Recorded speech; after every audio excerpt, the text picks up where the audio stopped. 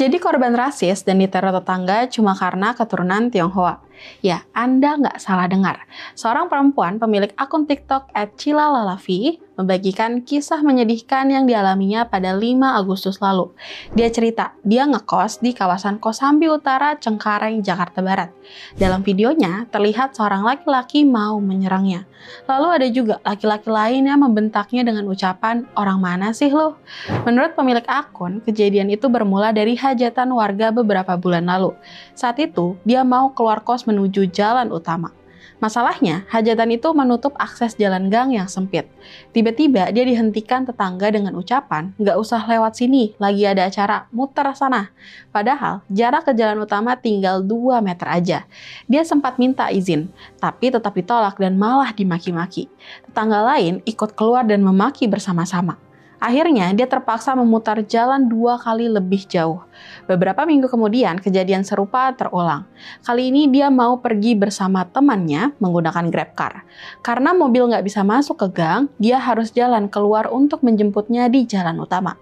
Saat lewat, gang kembali dipenuhi tikar hajatan hingga menutup jalur. Sambil berjalan di pinggir dan sedikit menggeser tikarnya, dia berkata pelan, "Maaf, permisi ya." Tiba-tiba, seorang ibu yang diduga pemilik acara keluar sambil berteriak, "Gak sopan ya lu, pergi dari sini, jangan lewat sini." Dia kaget karena dia cuma mau lewat dan memang itu satu-satunya akses.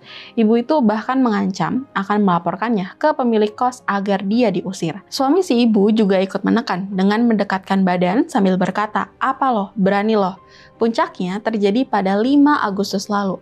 Saat pulang kantor, dia mendapati tetangga yang sama membentangkan jemuran di tengah gang. Tetangga itu berkata, "Gak usah lewat sini, ini jalan pribadi."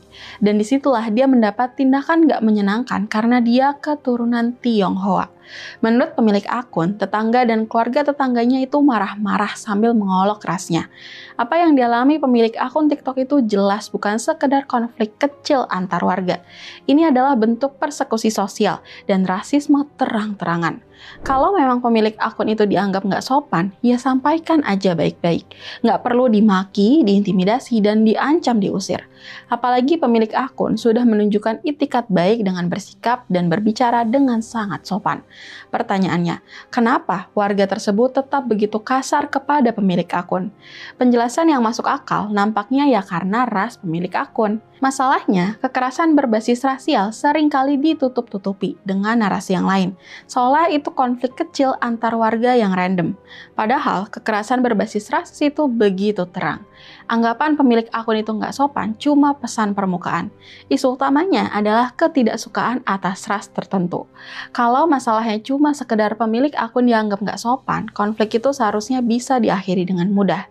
Toh, pemilik akun sudah berusaha bersikap dan berbicara sopan. Tapi itu kan nggak dipertimbangkan oleh sejumlah warga untuk mengakhiri konflik. Justru pemilik akun diancam diusir. Dan sayangnya pemilik kosan nggak bisa melindungi pemilik akun.